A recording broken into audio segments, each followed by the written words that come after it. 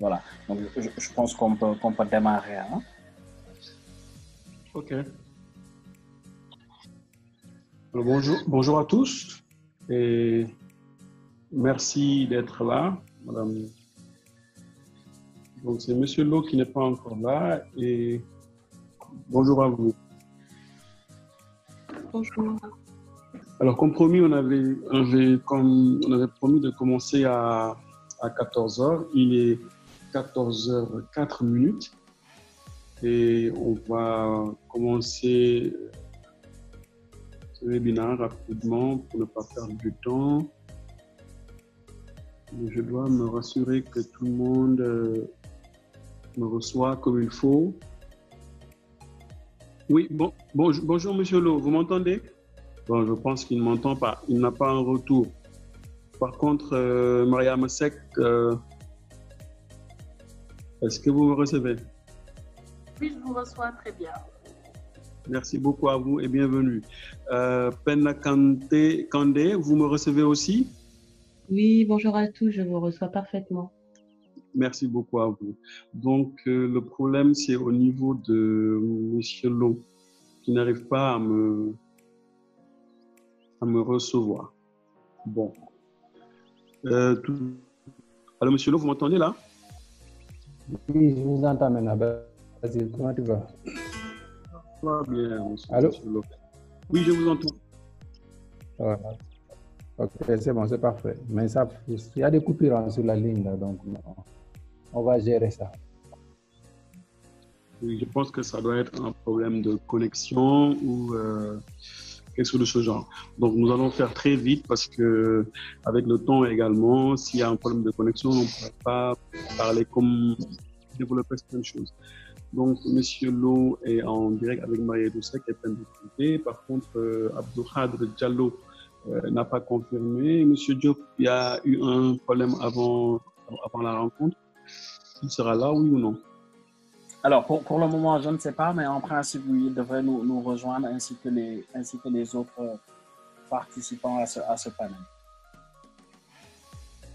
D'accord, donc nous allons faire avec les gens en ligne, le temps d'avoir d'autres personnes qui vont rejoindre le webinaire. Donc, je vais poser peut-être la question à la personne qui nous reçoit beaucoup plus pour aller très vite. Alors déjà, merci beaucoup d'être là et pour discuter avec nous d'un sujet qui concerne tout le monde. Aujourd'hui, nous parlons tous de Covid-19. Beaucoup d'initiatives ont été lancées et quand on parle d'initiatives, c'est surtout digital, individuel ou bien collective ou bien venant même du gouvernement. Et l'importance aujourd'hui de cette thématique qui parle de coding et la protection des données personnelles dans ce combat est très important puisque quand on parle d'innovation, quand on parle de création, quand on parle de lutte, tout ça, ça entre dans le cadre de la protection des données personnelles. C'est bien beau de faire du coding, mais regrouper avec les données personnelles, ça donne notre sens à ce combat. Alors, Madame Marietou Seck, donc je pense qu'on va commencer avec vous parce que le son passe mieux avec vous. Est-ce que vous me recevez, Madame Seck? Je vous reçois très bien. Voilà. Par contre, Madame Seck, je n'ai pas votre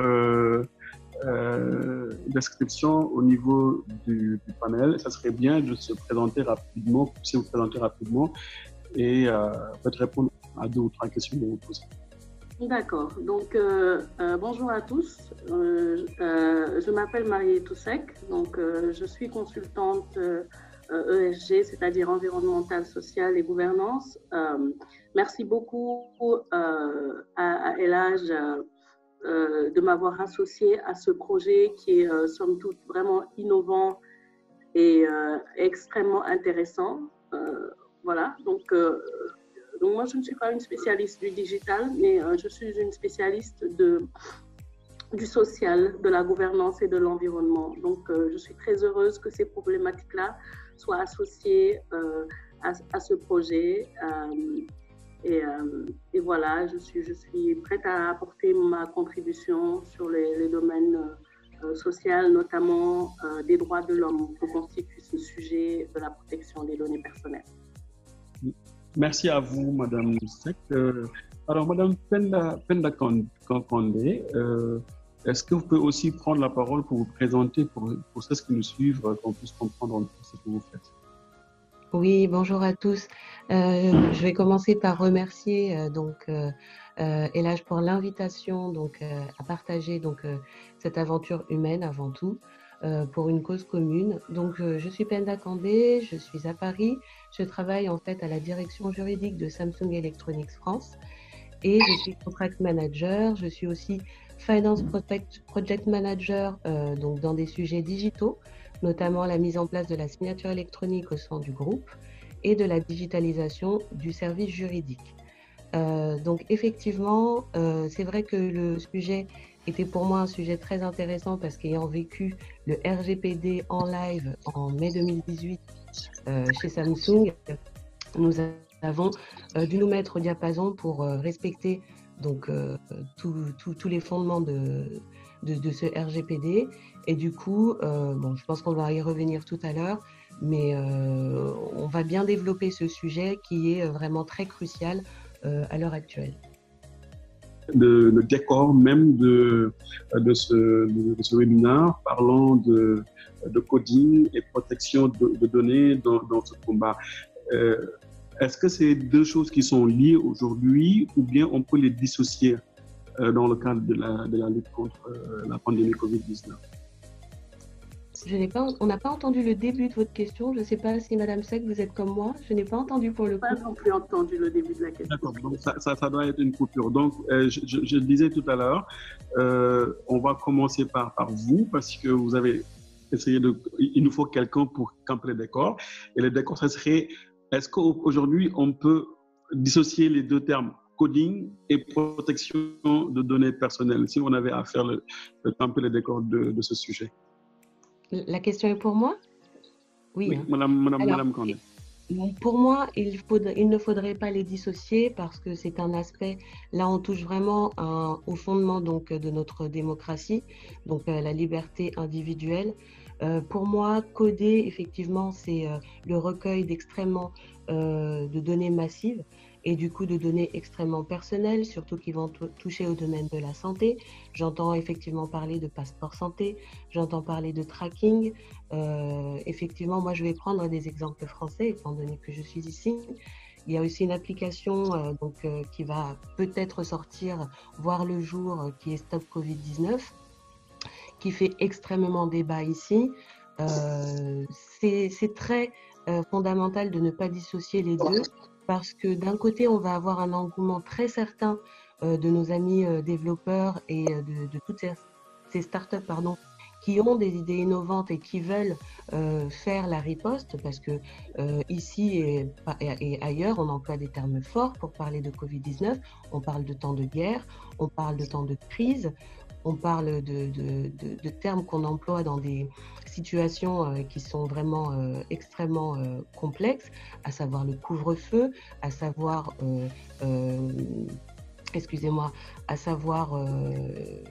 j'ai oublié le terme mais je vais y revenir. Donc ce sont des termes qui sont très profonds et qui nous inscrivent dans une situation qui est quand même assez urgente. Du coup, on a des développeurs, on a des idées, des innovations, des choses qui naissent et qui des fois nous poussent parce qu'on est dans un engouement de bien faire les choses et on a envie d'avoir la solution clé en main, digitale surtout, pour pouvoir être armé contre le Covid-19. Mais il ne faut pas oublier que c'est très fondamental aussi de garder, et ça je pense que Madame Seck va mieux y revenir que moi, tout le côté en fait fondamental de la liberté en fait individuelle. Je vais terminer ça par dire que c'est vrai qu'on peut donner des exemples de ce qui est fait dans les autres pays. Moi, j'ai vu qu'il y a la clôture électronique, il y a aussi le fait d'avoir en fait toutes les données GPS de notre téléphone, mais en fait, il faudra faire un juste équilibre entre les deux, parce qu'on ne peut pas refuser à ces personnes qui sont dans le coding de ne pas leur donner la possibilité d'être des solutions. parce que ça va être en fait très frustrant pour eux, parce qu'il y a déjà des solutions qui existent, qui peuvent répondre en fait à la crise, mais qui aujourd'hui sont un peu barrées par le cadre légal. Lors du panel précédent, j'ai écouté avec une oreille attentive Monsieur Daouda Diouf qui disait effectivement, il ne faut pas qu'on soit limité à un cadre légal. Mais justement, il faut en fait trouver le bon équilibre et se dire qu'il y a la possibilité, tout en ne dissociant pas les deux, de trouver justement la bonne manière de conjuguer le coding avec les libertés qui pourraient être atteintes et voilà, et extrêmement intrusive pour l'humain. D'accord. Merci Madame Kandé pour cette belle réponse et cette belle contribution également. Alors ça me pousse à revenir sur cette thématique que vous avez abordée. Est-ce qu'il faut, Madame Seck, vous êtes d'accord pour cet équilibre qu'on doit mener entre le coding et les données personnelles, sachant que là on parle de respect de la liberté de l'homme. Est-ce qu'à un moment tout ce qu'on prend comme nos données, est-ce que ces données sont bien réalisées, gardées comme il faut, ou bien il faut donner la parole à l'autre et réduire la parole au coding? Qu'est-ce que vous en pensez, vous, Madame Seck? Alors, moi, j'aimerais revenir sur un aspect vraiment important et dont parfois on néglige largement. Il y a un écho, par contre. Il y a un écho assez fort. C'est vous seul qui avez le micro, je crois. D'accord. Ok, je vais continuer. Donc, la définition, en fait, si on revient un peu à la définition de la protection des données, c'est-à-dire de garantir à toute personne le respect de ses droits et de ses libertés fondamentales, et notamment le droit à la vie privée à l'égard du traitement automatisé des données à caractère personnel la concernant. Donc, j'aimerais d'abord qu'on différencie les différents types de données. Donc, on parle d'abord des données personnelles de base, comme par exemple le nom, prénom, le numéro de téléphone, l'adresse, des données qui peuvent être sensibles, mais entre guillemets, bien moins sensibles que d'autres. Si on regarde le niveau supérieur, il s'agit des données de localisation.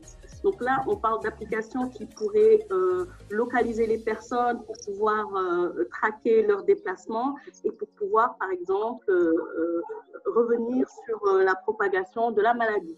Donc ça, c'est une autre possibilité.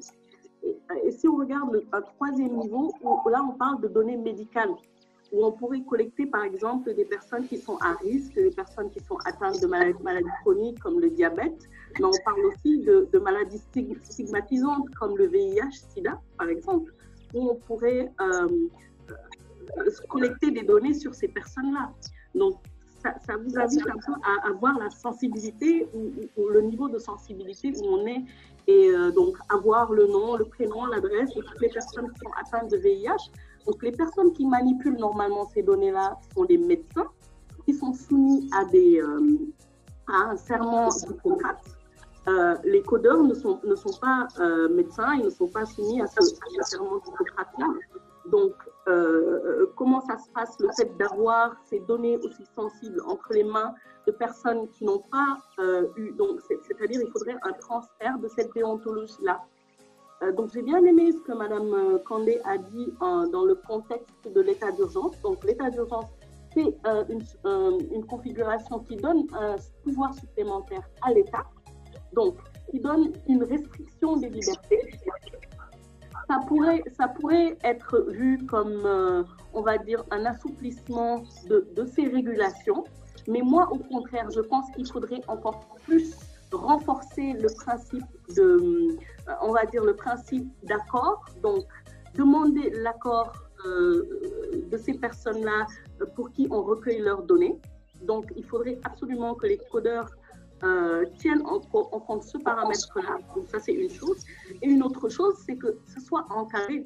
C'est que l'État encadre par les lois qui ont déjà été mises en place que ça ne donne pas à la possibilité à des structures privées, à des structures individuelles de manipuler des données sensibles comme j'ai pu l'énumérer avant. Donc moi, j'ai une position encore plus stricte sur la manipulation et le traitement automatique des données. C'est pour moi le fondamentalisme, le fait que ça soit fondamental, un droit fondamental, une liberté fondamentale qui doit être respectée et préservée.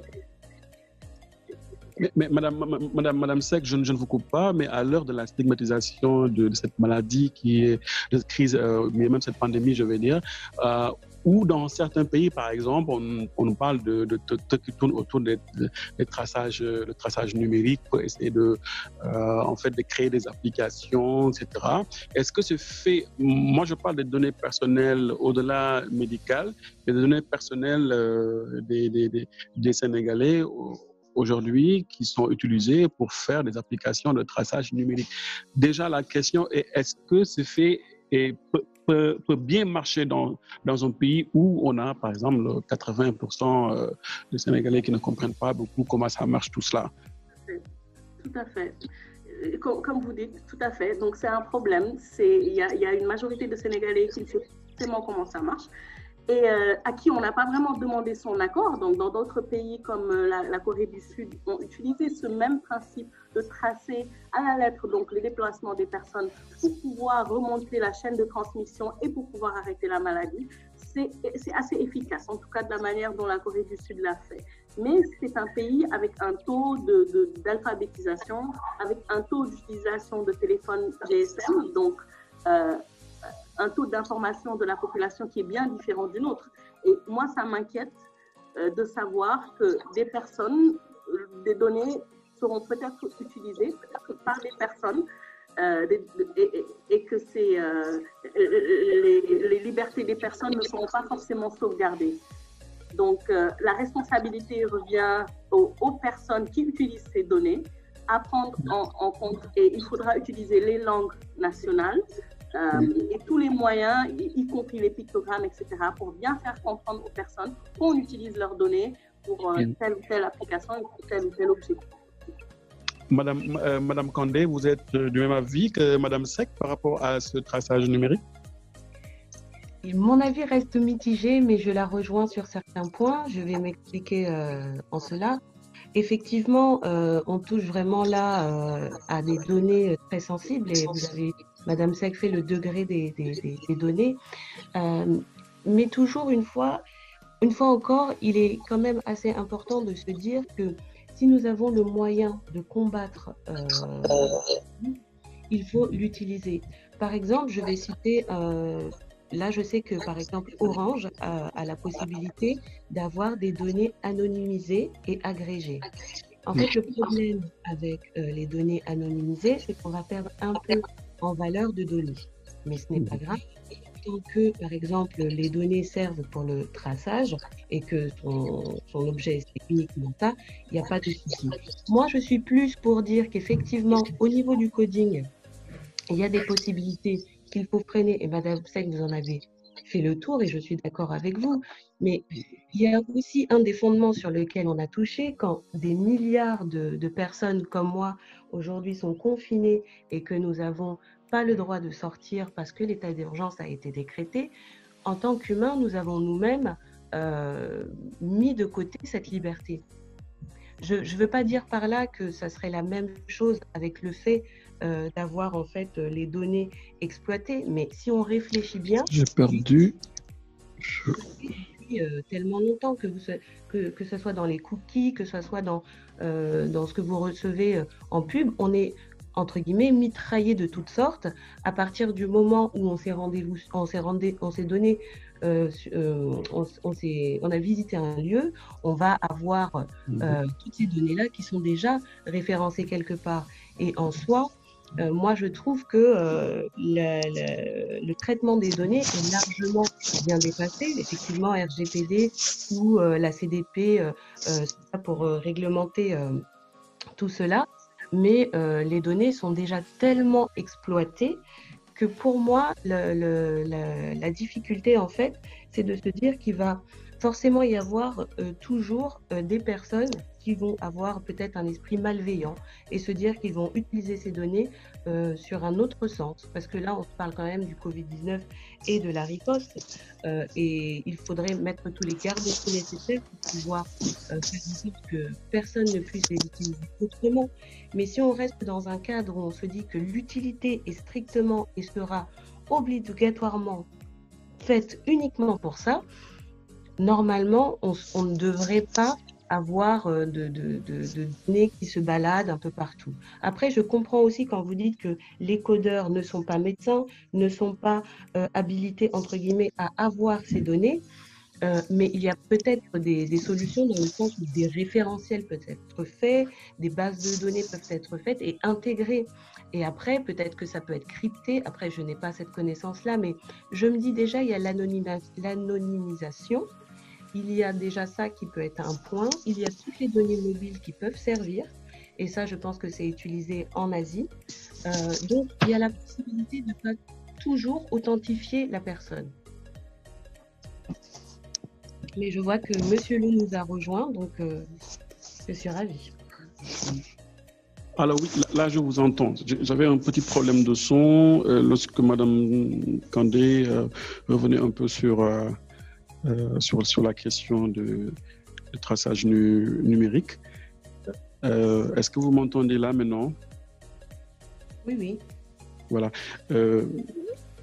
Alors, Monsieur Lo, vous venez d'arriver. Je n'ai pas suivi la dernière partie de Madame Kandé, mais je pense que Monsieur Lo, vous êtes vraiment la personne qualifiée pour parler de données personnelles aujourd'hui avec le coding. Et vous êtes notre hôte aussi. Ça serait intéressant qu'on puisse avoir votre avis par rapport à la discussion qui est levée aujourd'hui. Alors, je crois que Monsieur, oui, Dr Lo a quelques soucis par rapport à la connexion, donc je vais redonner la parole à Madame Seck. Alors, effectivement, juste, je suis tout à fait d'accord qu'on prenne en compte en fait que le contexte est spécial.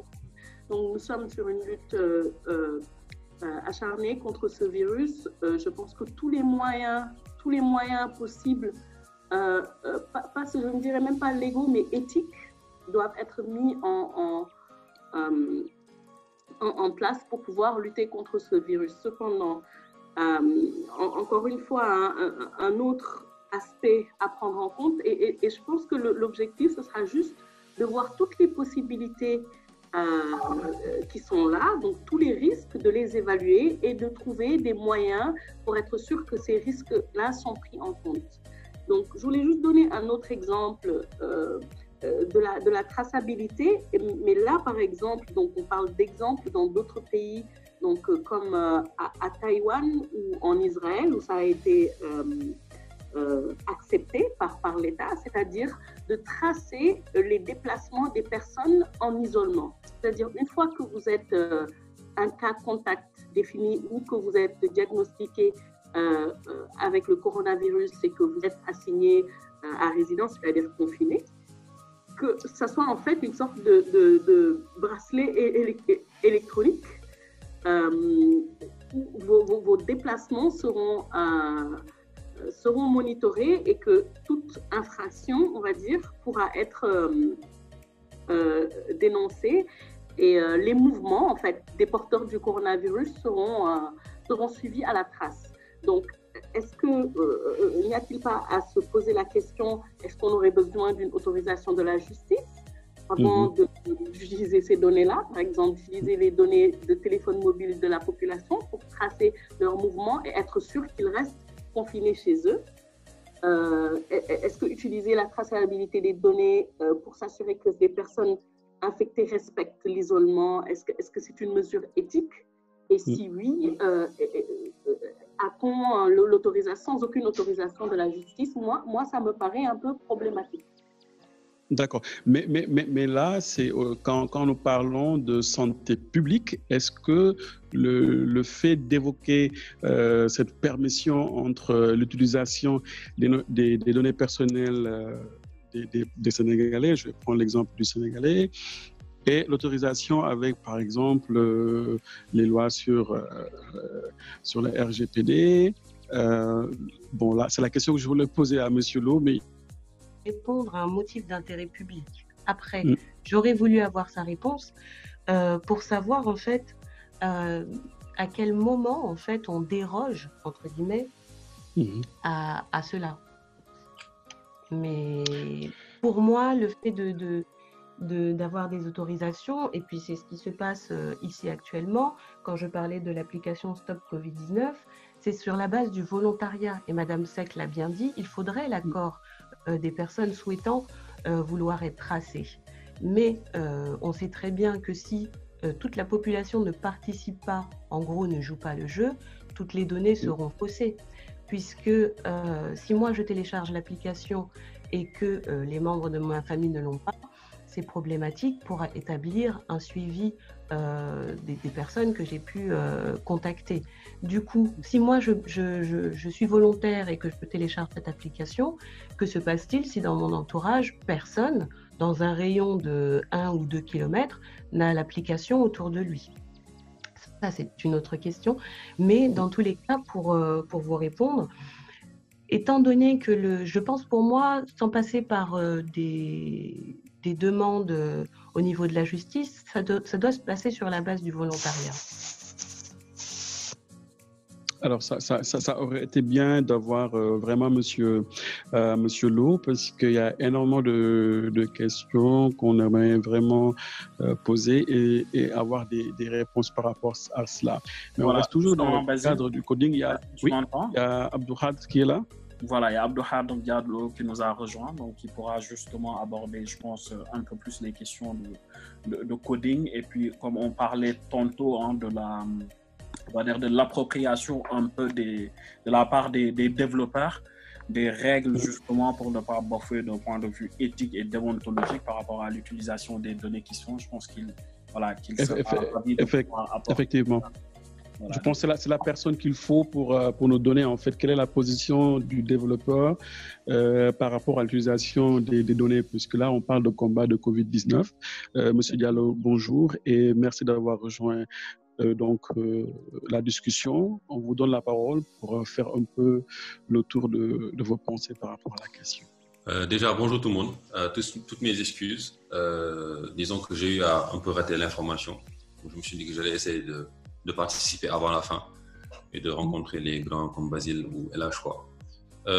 Pour ma part, la question des données personnelles dans la situation actuelle, bon, c'est la même question qu'on se pose depuis un certain nombre d'années, depuis qu'on a eu les scandales avec Facebook ou d'autres organisations comme ça. Mais la base, déjà, c'est de s'assurer que quand on demande des informations à l'utilisateur, qu'il soit conscient des données qu'il nous donne. Pour moi, c'est la première étape. Deuxième étape, c'est qu'en tant que technicien de l'information, développeur, autrement dit, c'est de s'assurer que ces informations sont stockées, en tout cas à minima, dans des serveurs sécurisés, avec un certain nombre de choses comme les algorithmes de hachage ou des choses comme ça. Mais pour moi, la question fondamentale qu'il faut que les développeurs aient en tête, ou l'information qu'ils doivent avoir en tête, c'est de faire en sorte que l'utilisateur sache qu'est-ce qu'il fait avec l'application et qu'est-ce que l'application fait avec ce que l'utilisateur fait avec l'application. Je pense que ce sont des choses très importantes à garder en tête parce que très souvent, on va sur des sites web, par exemple au Sénégal, on se rend compte que les sites ne sont pas sécurisés. Il n'y a pas le HTTPS de base, il n'y a pas de certificat de base, etc. Il n'y a pas forcément de CAPTCHA ou de reCAPTCHA. Il y a certaines choses de base que les développeurs doivent avoir en tête pour s'assurer que les données qui sont fournies par l'utilisateur sont gardées de bonne main. Après, une dernière chose, c'est qu'il n'y a pas de système sans faille dans le monde. Et c'est ça même la première règle du hacking. Tout système a une faille. C'est pour ça qu'il y a des hackers. Donc, il faut toujours être en mode faille et ne pas se dire que on est à l'abri de toute attaque ou de toute tentative de piratage. Voilà. Je pense que chacun doit faire au mieux pour être au courant des dernières règles de sécurité, de conservation des données, de sécurisation des données. Et peut-être un petit commentaire, c'est malheureux, mais on n'a pas beaucoup de serveurs en Afrique. Donc, même la question des données personnelles, telle qu'on la pose au Sénégal, des fois, ça laisse à désirer, sachant qu'il n'y a pas encore beaucoup d'investissement dans tout ce qui est data center, etc. Et je rebondis là-dessus, M. Diallo, parce que ça que nous sommes... Oui. Ouais, parce que nous sommes en train de faire une discussion autour d'une plateforme qu'on ne contrôle pas et qui n'est pas au niveau local. Et ça pose encore cette problématique de la gestion même de nos données personnelles. Pourquoi on n'arrive pas à faire quelque chose qui est au niveau local, qui peut, par exemple, gérer ce qu'on est en train de faire? Parce qu'on parle avec une plateforme qui, peut-être, les données sont logées, je ne sais pas où, et qui, après, on ne sait pas où va, nous, ce qu'on est en train de dire. Est-ce qu'ici, l'État, malheureusement, M. Lo n'est pas là, est-ce que l'État n'a pas un grand rôle à faire au-delà de ce que le travail de développeur, en tant que développeur, ce que les développeurs peuvent apporter dans la gestion des données personnelles? Basile, là, tu es en train d'aborder un sujet, en tout cas un débat, un polémique. La question des serveurs ou des data centers, parce que comme tu viens de le dire, l'application qu'on utilise actuellement, les données sont hébergées je ne sais où. L'ordinateur qu'on utilise n'a pas été fabriqué ici. Donc ça pose vraiment beaucoup de questions. Mais si on reste sur la partie données quand même, je pense que c'est peut-être pas forcément aux États de créer des data centers. Parce qu'à ma connaissance, l'État peut contribuer, comme avec des organisations qui financent les startups, etc. Mais ça pose aussi une question de marché. Est-ce qu'il y a le marché qui permettrait de rentabiliser ce type d'activité? Parce que je pense que ce type d'activité ne devrait pas être public. Ça devrait être privatisé, à mon humble avis, pour des raisons de performance, de service client. Parce qu'on le sait tous, toute organisation qui est souvent publique a un mauvais service client, a de mauvaises performances. En tout cas, ça, c'est factuel. Donc, souvent, les organisations privées sont connues pour être beaucoup plus performantes que les organisations publiques. Mais cela pose la question du marché. Est-ce que si on ouvre des data centers au Sénégal, ça va marcher au sens les gens vont l'adopter? Combien d'années il faut faire en termes de marketing? Combien d'argent il faut avoir en termes de marketing pour que les gens soient convaincus ou soient rassurés par ce type de service? Et une fois qu'ils sont rassurés, seront-ils prêts à payer le montant qu'il sera nécessaire de payer pour que ce service soit rentable? Moi, ma vision de ça, c'est que si jamais on devait faire un data center, ce ne serait pas un truc pour juste le Sénégal, ce serait un minimum pour toute l'Afrique de l'Ouest, francophone comme anglophone, ou bien au moins l'Afrique de l'Ouest francophone, voire toute l'Afrique entière.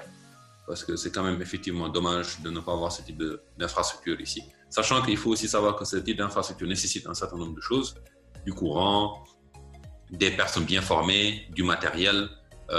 Vraiment, je pense que le data center de Facebook est situé, il a un data center qui est situé dans le pôle Nord ou un truc comme ça.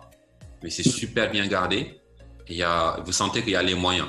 Mais ces moyens, est-ce que nous les avons en tant qu'entreprise? Et puis, même si nous les avons, serons-nous capables de les récupérer en investissant? Parce que tout business nécessite d'investir et avoir un retour sur investissement. Question pas facile. D'accord, merci. Merci, M. Diallo. Madame Kandé, est-ce que vous êtes du même avis si on évoque encore cette question de souveraineté numérique? Parce que je pense que c'est aussi un peu lié avec ce qu'on parle de données personnelles, parce que ça entre dans le cadre de ce développement de souveraineté numérique. Parce que sans la souveraineté, je ne pense pas qu'on pourrait gérer toutes ces histoires-là. Oui, tout à fait. Mais l'intervention, je pense que le problème a été posé dans l'autre sens par rapport à... Alors, je n'ai pas le nom, donc je vais dire le prénom, par rapport à Abdoul.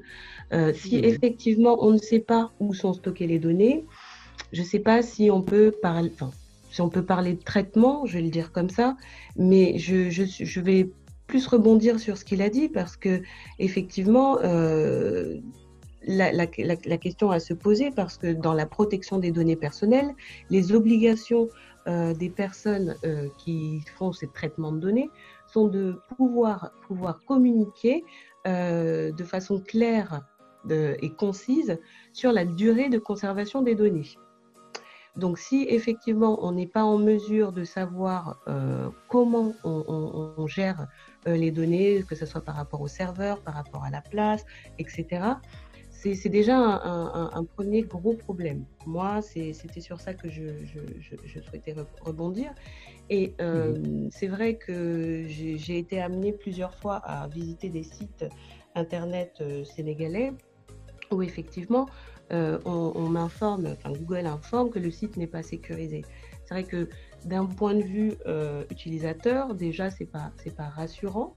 Et surtout, si on a un formulaire de données, on se demande est-ce qu'on va le remplir ou pas. Donc je pense que comme le précise Abdoul, et puis je suis désolée de me répéter, mais j'avais énormément de questions pour Monsieur Lo, il faudrait en fait s'unir dans une gestion des données beaucoup plus profonde et beaucoup plus carrée, dans le sens où les droits et les devoirs des sociétés qui traitent les données sont énormes. Après, au niveau du Sénégal et avec la CDP, je ne sais pas si c'est similaire à RGPD, mais les obligations sont multiples et les droits surtout des utilisateurs ont largement augmenté. Donc il faut peut-être, je pense, un registre de toutes les données qui sont traitées, de quelle manière, donner l'autorisation aux utilisateurs de pouvoir y avoir accès, de pouvoir les supprimer, mais encore faut-il être organisé pour cela. Moi, c'était la partie sur laquelle je voulais répondre. Alors c'est dommage pour ne pas avoir Monsieur Lo qui était vraiment. Tu m'entends? Oui, là je vais.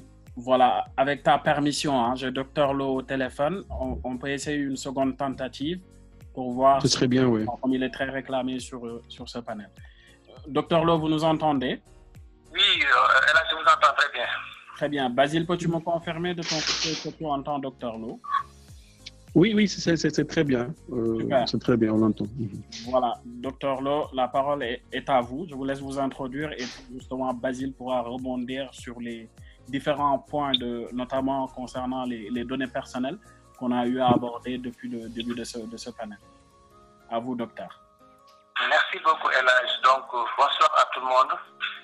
Et toutes mes excuses pour cet ennui mécanique ou technique.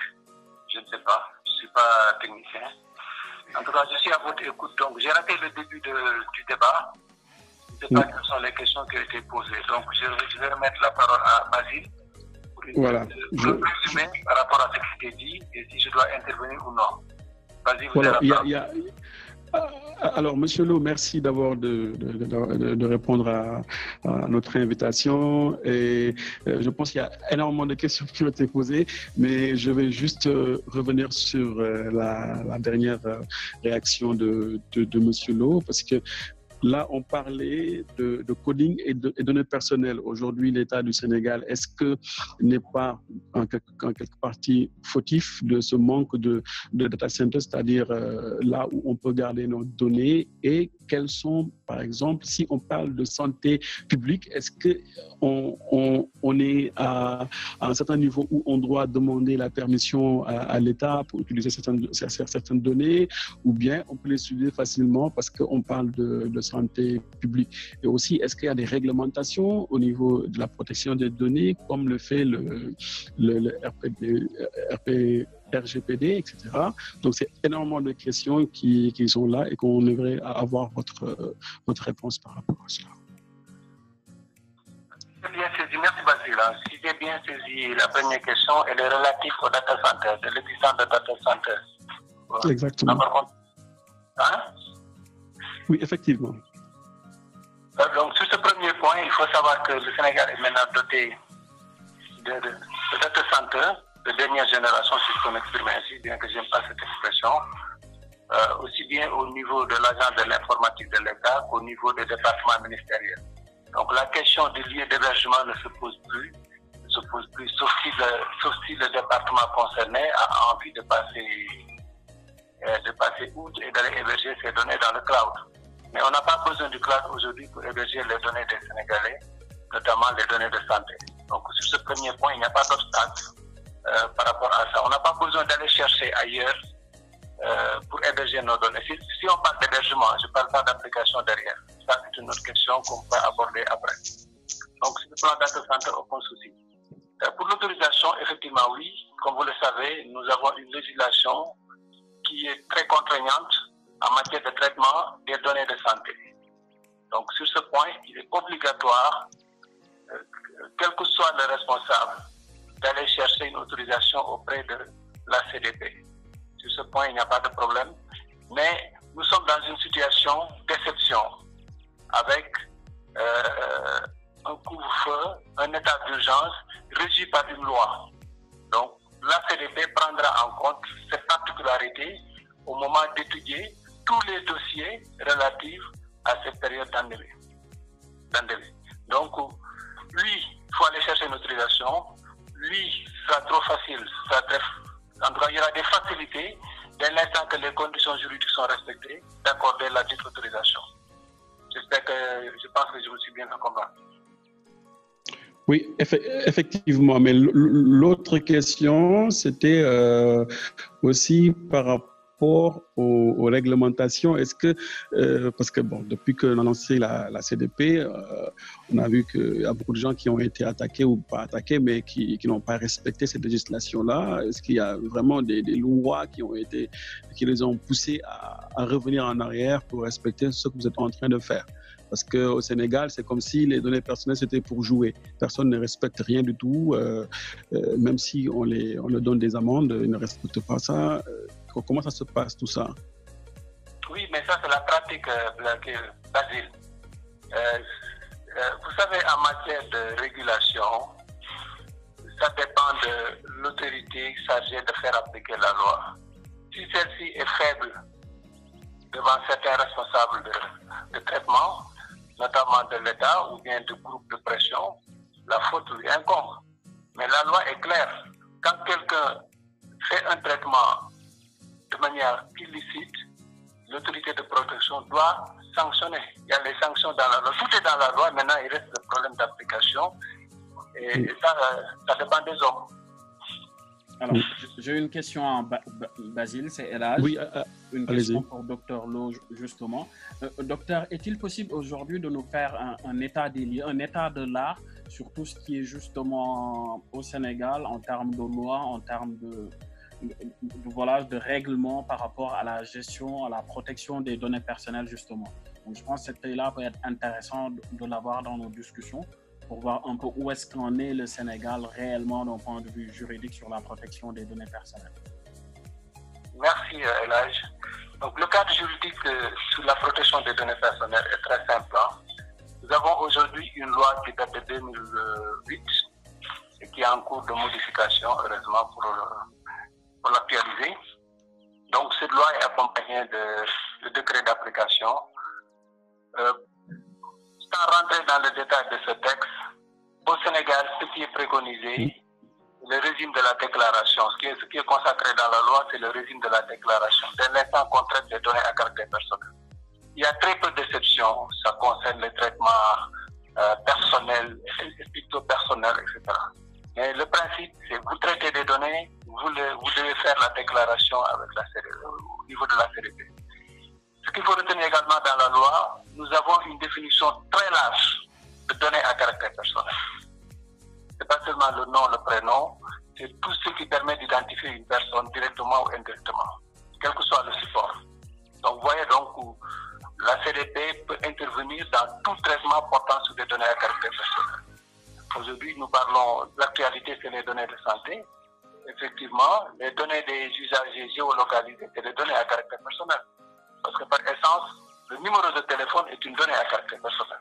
Donc, si on veut l'utiliser dans le cadre de cette pandémie, obligatoirement, quelle que soit l'application qui est proposée, il faudra se rapprocher de la CDP. Donc, nous avons cette loi de 2008 et son décret d'application, mais nous avons également une convention africaine que le Sénégal a ratifiée sur la protection des données personnelles. Nous avons également ratifié la convention 108 du Conseil de l'Europe qui s'applique également au Sénégal. Donc voilà les textes que nous disposons aujourd'hui. Par rapport, il y a également un texte de la CEDEAO, l'acte additionnel de la CEDEAO que j'ai oublié. Donc voilà, nous avons vraiment l'arsenal qu'il faut pour encadrer tout traitement de données à caractère personnel sur le territoire sénégalais ou sur le territoire sénégalais à partir du Sénégal. Merci.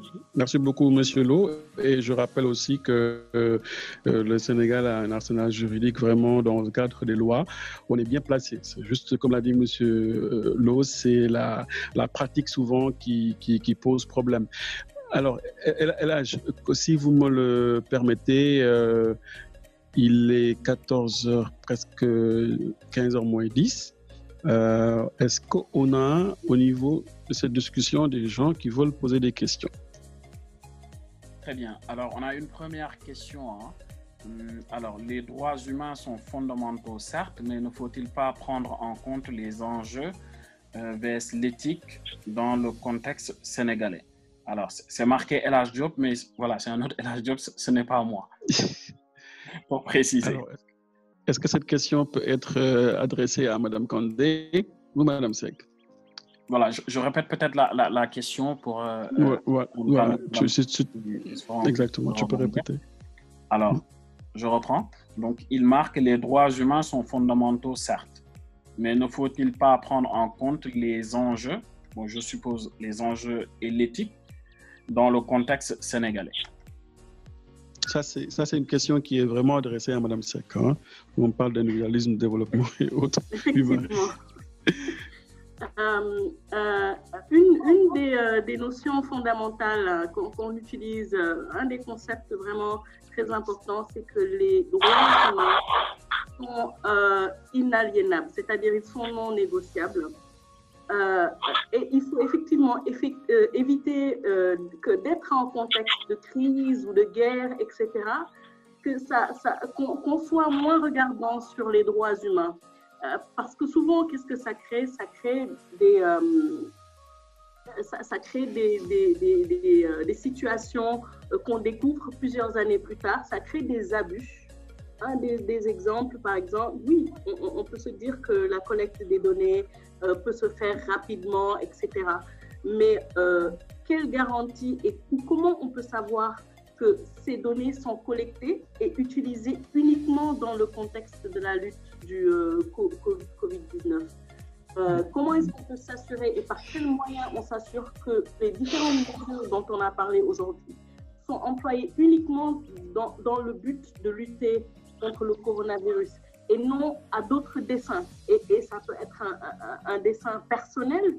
On a eu des exemples où des personnes ont utilisé ces données de traquage à cause de l'assouplissement d'une loi ou du contexte de crise et d'effervescence, que c'est utilisé par exemple pour traquer où une personne a passé la journée, quels endroits il a fréquenté, etc. Donc voilà, donc pour moi, les droits humains, les droits de l'homme sont inaliénables. Quel que soit le contexte, on doit toujours les respecter. Oui, on peut utiliser les données, mais il faut des garde-fous, il faut respecter les différentes lois et les différentes mesures qui sont mises en place uniquement pour protéger les gens.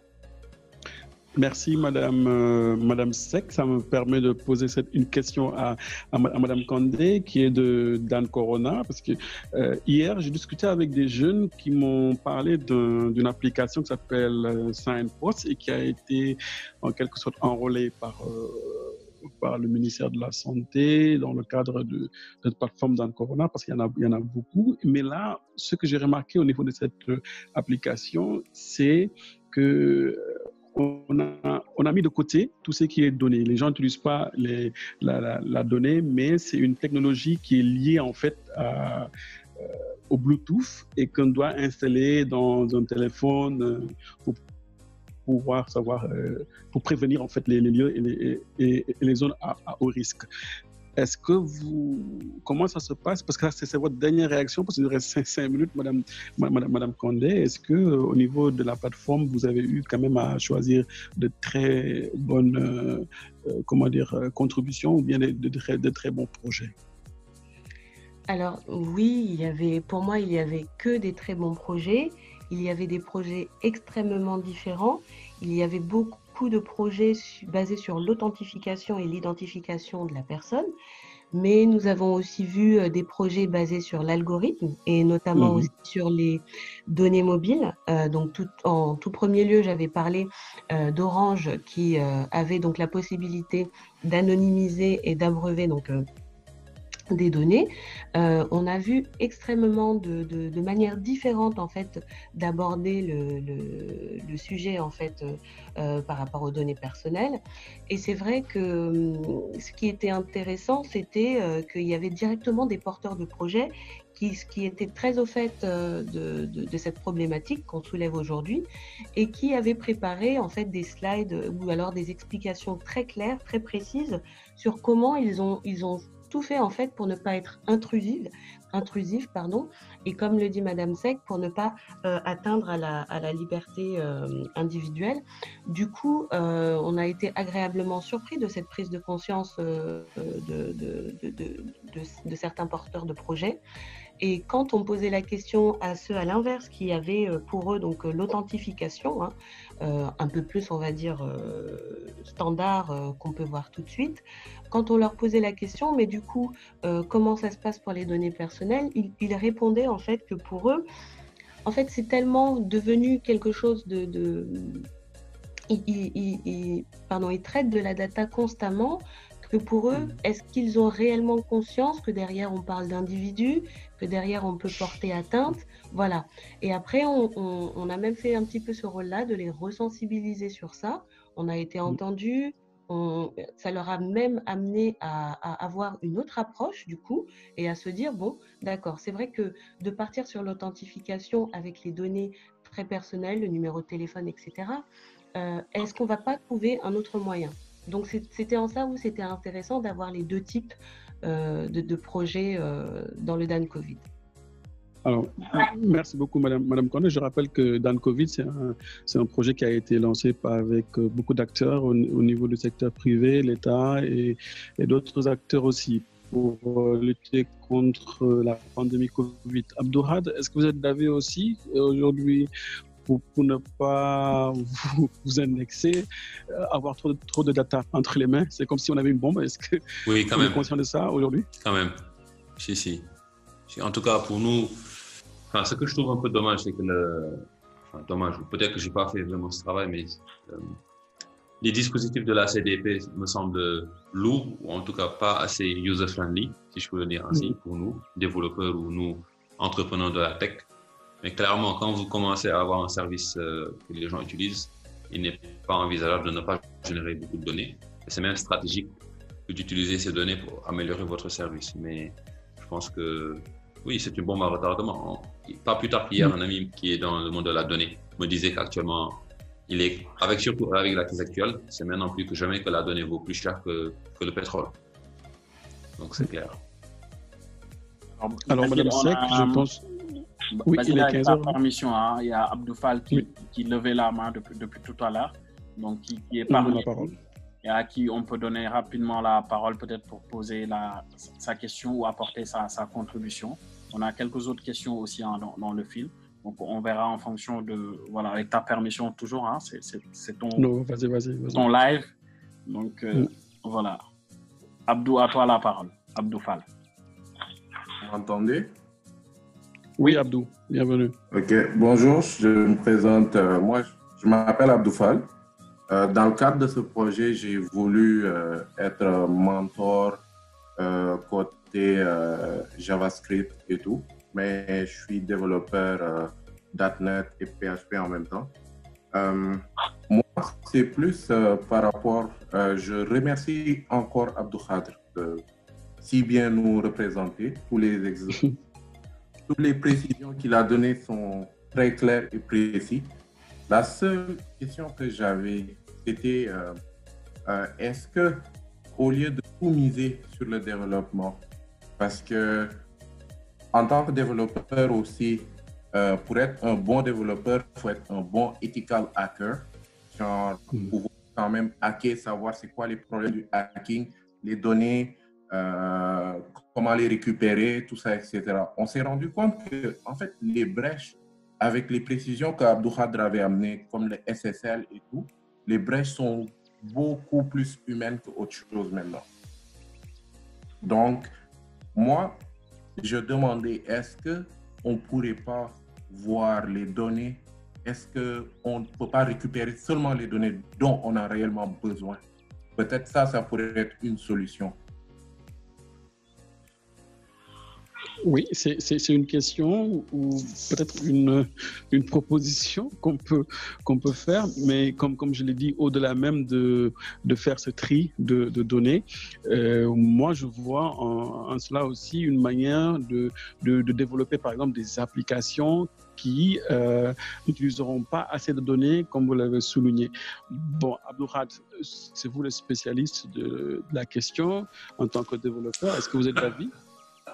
En fait, moi, j'ai une double casquette, donc je suis un peu, mon avis va être un peu biaisé parce que je suis de formation développeur d'applications et entrepreneur, mais en même temps entrepreneur.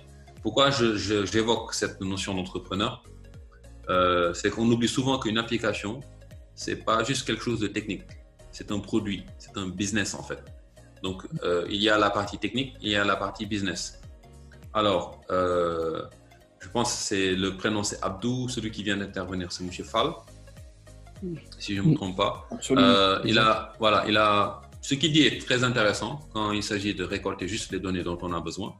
Mais si on veut prédire le futur et qu'on va être dans de la prédiction, dans de l'intelligence artificielle, etc., en général, on a tendance à être très gourmand en termes de données. Parce que c'est stratégique, en fait, de collecter beaucoup de données pour être compétitif dans un marché qui devient de plus en plus concurrentiel et pour aussi prédire ou prévoir les prochaines fonctionnalités sur lesquelles travailler. Parce que quand vous développez un produit, par quoi commencer en fait? La connexion, l'inscription, le paiement, telle fonctionnalité A, telle fonctionnalité B. Donc, il est nécessaire, en tout cas, pour ne pas être aveugle. Parce que quand vous avez 1 million d'utilisateurs qui utilisent votre application, comment vous faites pour savoir comment est-ce qu'ils l'utilisent? Qu'est-ce qu'ils font avec l'application, etc., etc. Donc, ce sont de vraies questions. Mais je pense, pour être tout à fait honnête et transparent, si Facebook ne collectait pas autant de données de nous ou Zoom, on n'aurait pas une si belle expérience avec ces applications. Donc, des fois, qu'est-ce qu'on veut? Est-ce qu'on veut payer? On ne récolte pas nos données. Et même là encore, ce n'est pas sûr parce que des fois, même le fait de payer n'empêche pas qu'on récolte vos données. Améliorer ce pourquoi vous payez. Donc, il y a de vraies questions. Après, je pense que les gens aussi doivent assumer. Si vous ne voulez pas qu'on collecte vos données, n'utilisez pas ces applications. Peut-être que c'est ça aussi. Parce qu'il y a un débat, je pense, qui peut être plus essentiel, qui est la santé publique, qui est l'économie, qui est le chômage. Et voilà, sans trop mélanger, quoi. D'accord. Merci, monsieur Diallo. Je pense que le débat est là et que ça va continuer au fur et à mesure parce que Mme Seck va vous dire que, quoi qu'il en soit, il faut respecter la vie des personnes. Mme Kandé également dira la même chose. Alors, je vais juste rajouter une petite chose, si je peux me permettre, parce que ça me fait penser à une expérience vécue hier. Ce que Abdelhad dit. En fait, on a eu la présentation d'un jeu avec des questions-réponses sur oui-non pour en fait être informatif sur le Covid-19 et savoir quels sont les gestes barrières, en fait, la répétition étant pédagogie, donc de les répéter et de faire ce jeu plusieurs fois. Et la question qu'on a eue avec mon collègue, c'était de dire, d'accord, donc je réponds à ce jeu, je dis oui, non si je sais telle et telle réponse, mais on lui a tout de suite dit, et ensuite, comme il n'y a pas d'authentification, comment je sais, comment on peut orienter la communication à la population si je ne sais pas combien il y a eu de nombre de oui et je ne sais pas combien il y a eu de nombre de non. Donc, ce qu'ils m'ont répondu tout de suite, c'était « Mais Madame Kandé, au tout début, vous étiez contente parce qu'on ne parlait pas d'authentification des individus. Et là, tout de suite, vous m'en demandez plus en me demandant comment je peux utiliser les datas. » Et là, on a rigolé parce qu'on s'est dit, effectivement, on est vraiment entre deux parce que d'un côté, on leur demandait est-ce qu'ils étaient dans les clous par rapport aux données perso et on se réjouissait qu'il n'y ait pas cette partie parce qu'il n'y avait pas d'authentification. Mais d'un autre côté, je lui en demandais plus pour lui dire, mais elle est bien ton application, mais comment moi je peux savoir comment j'oriente ma communication à ma population si j'ai pas de data derrière. Bon, c'était juste pour vous faire partager cette... C'est comme le problème de l'œuf et de la poule, quoi. C'est ça, M. Diallo. Je pense tout à fait. Mme Kandé a tout dit. Diop, est-ce qu'il y a encore des questions? Parce qu'il est l'heure actuellement, mais on peut prendre peut-être une deuxième question, si possible. Alors, il nous reste encore deux questions, donc on va se permettre de déborder là un tout petit peu sur le temps. Alors, la question est de Koki Dramé, donc je cite. Tout à l'heure, j'ai entendu quelqu'un parler de l'accord de l'État sur le traitement des données personnelles. Ne devrait-on pas plus se focaliser sur l'accord de la population que sur celui de l'État. Alors, Dr Lo est toujours parmi nous, hein, pour préciser. Donc ça, c'est pour Lo, Monsieur Lo. Je n'ai pas bien compris la question. Je n'ai pas connaissance d'un accord de l'État sur les données personnelles. Alors, je vais me permettre de répéter, voire reformuler la question. Hein. Donc, Monsieur Dramé, ou Madame Dramé d'ailleurs, nous dit, ne devrait-on pas plus se focaliser sur l'accord de la population que sur celui de l'État dans le cadre du traitement des données personnelles? Oh, je n'ai pas compris. J'ai pas compris sa question. En fait, Monsieur Dramé cherche à comprendre pour justement, comment dire, par rapport au traitement des données personnelles arbitrées. Est-ce qu'il faut qu'on se focalise sur l'accord de la population ou bien sur l'accord de l'État? De l'État. Ça dépend de la nature de l'application qui est mise en place. Aujourd'hui, l'État sénégalais peut décider de commander une application lui permettant de gérer, je donne par exemple le cas des cas communautaires, je me répète. Et cette application sera obligatoire pour tout le monde si l'État respecte les formes, notamment toutes les dispositions prévues par la loi.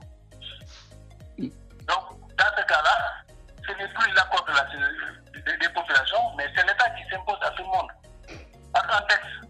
Donc, c'est le texte qui va s'imposer. Si l'État prend un décret disant que maintenant, pour les cas communautaires, c'est cette application qui sera utilisée. Cette application sera obligatoire pour tout le monde. Donc là, la volonté des populations sera passée en seconde main. Parce que ce qu'il faut savoir en matière de ce qui nous réunit aujourd'hui, c'est-à-dire cette pandémie, c'est bien beau d'avoir plusieurs applications. Mais les applications doivent être basées sur la stratégie définie par le ministère de la Santé et de l'Action sociale. C'est le ministère qui fait des commandes, qui exprime des besoins. Et là, nos développeurs peuvent répondre à ces besoins. On a un problème de cas communautaire. Aujourd'hui, dans le communiqué qui a fait, on nous a déclaré que maintenant, certains patients ne seront plus traités dans un milieu hospitalier. Ça, c'est des cas qui doivent être pris par des applications spécifiques.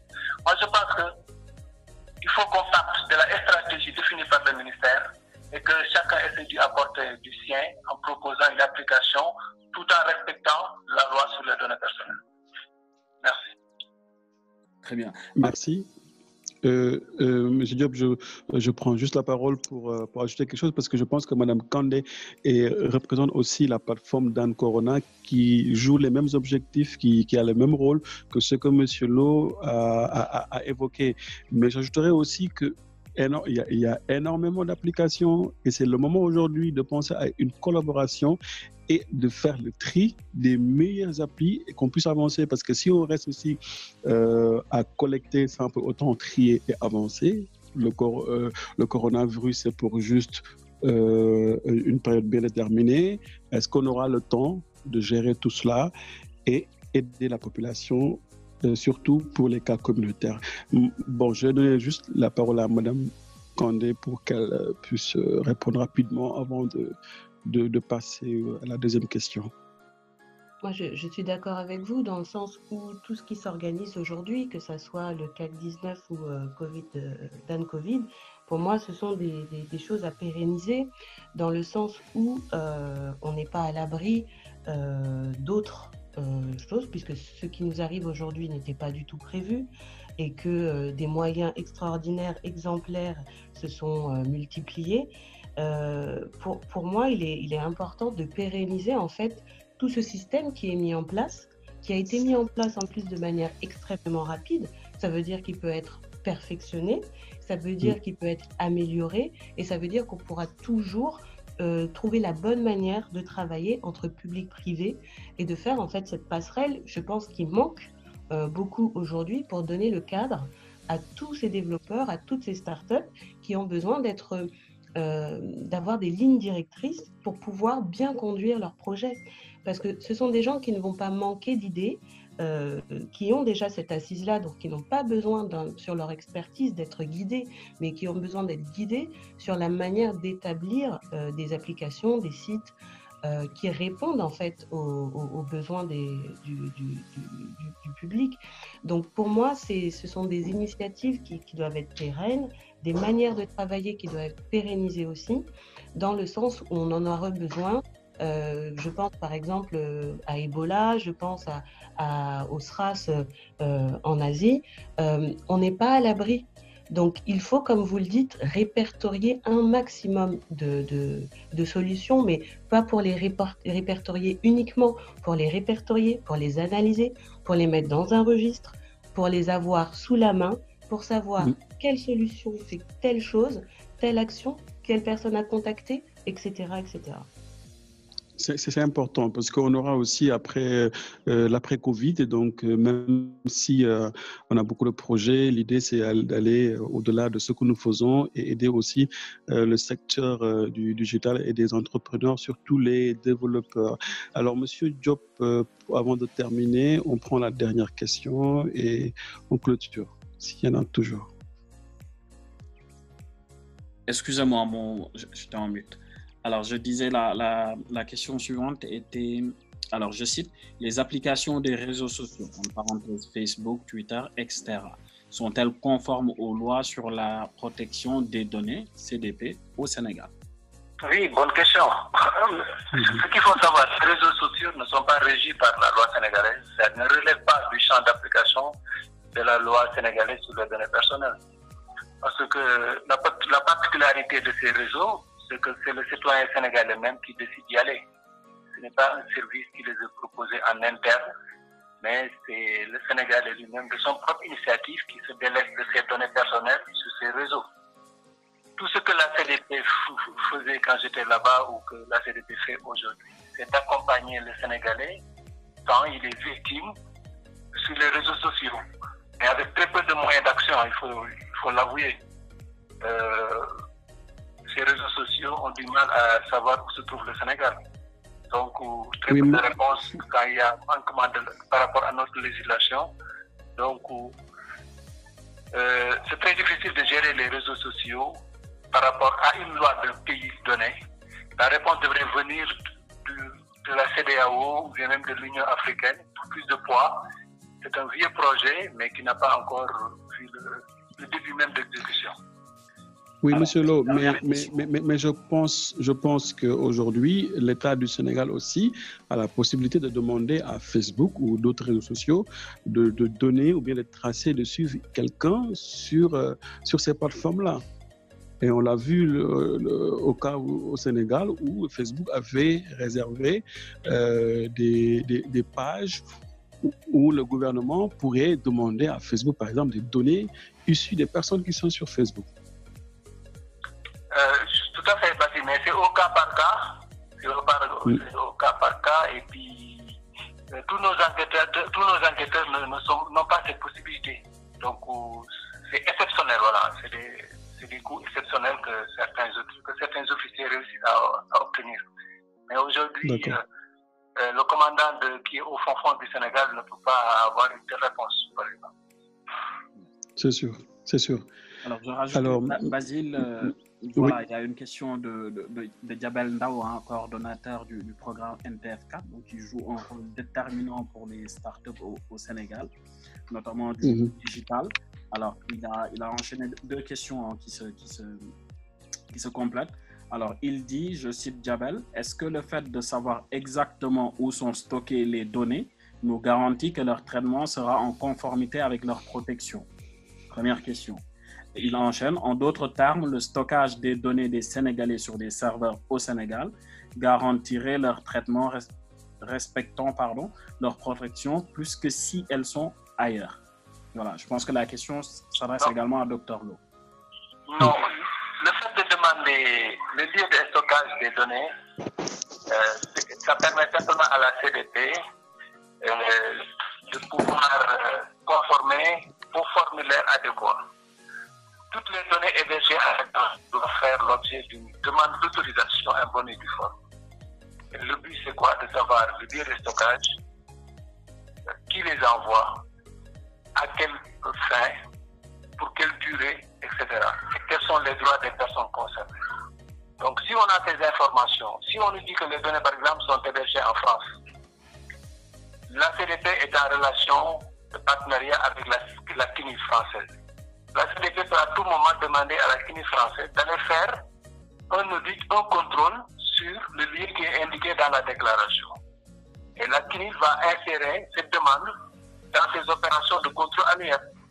Et la CNIL peut formuler la même demande au Sénégal également. Donc, mais si on nous dit que les données sont en Ukraine, il y a de fortes chances que la CDP ne connaisse pas l'autorité ukrainienne des données personnelles. Donc, on n'a pas ce partenariat. Donc, c'est d'où l'importance de savoir tout ça. Donc, dans ce cas-là, si on a ces informations, on peut assurer plus de garanties sur ces données. Et donc, pour les données hébergées au Sénégal, c'est beaucoup plus facile. Quand il y a un problème, la CDP prend un taxi ou bien se déplace rapidement, aller sur le site et faire un contrôle. Donc, les données hébergées sur le territoire national sont beaucoup plus sécurisées vis-à-vis de la loi, j'entends, sans protocole. On peut très bien contrôler ce qui est déclaré, est-ce que c'est conforme à ce qui est dans la réalité ou non. Donc, moi, je pense que les données hébergées au Sénégal sont beaucoup plus protégées, parce qu'il n'y a pas de formalité particulière. Absolument. Très bien. Merci. Merci beaucoup.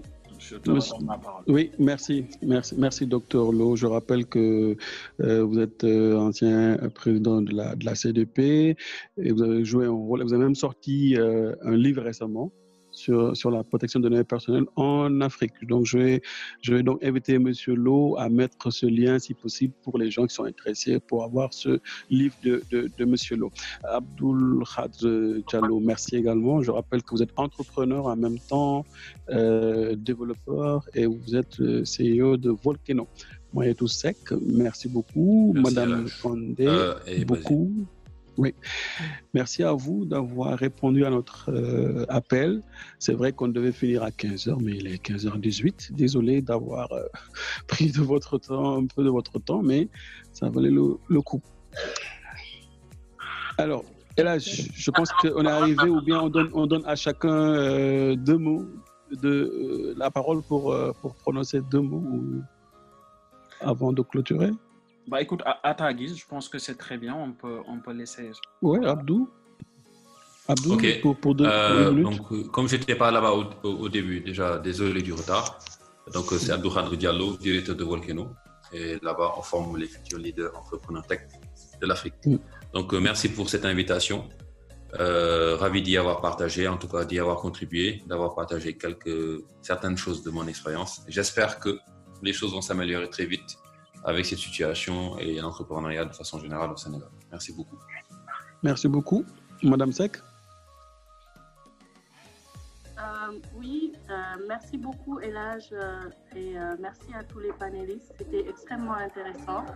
Bien entendu, c'est assez novateur d'inclure un angle droit de l'homme et social à ce type d'initiative et j'en suis vraiment très très ravie.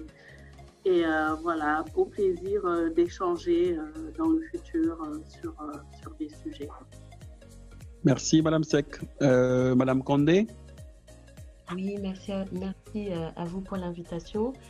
Un vrai travail réalisé par énormément de porteurs de projets. Je les félicite, je les encourage.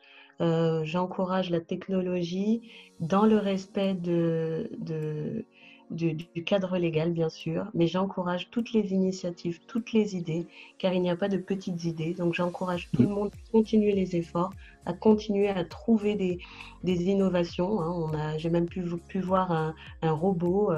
C'est extraordinaire. Donc, je suis extrêmement fière de tous les sujets et les projets que j'ai pu voir, que je vais encore voir. Donc, je vous encourage tous à continuer vos efforts et à bien sûr vous préserver les uns des autres, vous protéger et de garder tout ce côté où on sait que l'union fait la force. Merci à vous. Merci Madame Condé. Je pense qu'ensemble nous pouvons vaincre cette pandémie si on respecte les gestes barrières. Merci Madame Seck également, Monsieur Diallo et Monsieur Lo. Et là, Diop, vous avez la parole. Écoute, Basile, je vais être très concis. Donc, je vais rebondir dans le même sens que tout le monde. Déjà, nous avons pas mal, entre guillemets, débordé sur le temps. Donc, vous remerciez tous pour voilà, cet échange fort intéressant, la preuve qu'on a débordé sur le temps. Voilà. Merci à tout le monde. Merci aux différents spectateurs qui nous suivaient. Il y étaient nombreux à nous suivre d'ailleurs sur ce Zoom et puis également sur le Facebook Live. Donc, le hackathon continue jusqu'à demain. Et puis, prochaine conférence tout à l'heure à 18h, heure de Dakar. On va parler de design thinking, on va parler de communication des gouvernants, etc. Donc voilà, au plaisir de vous retrouver dans quelques minutes sur ce Zoom Live également. Merci à tous. Merci. Merci à vous tous et à la prochaine. Merci beaucoup à tous. À bientôt. Merci. À bientôt.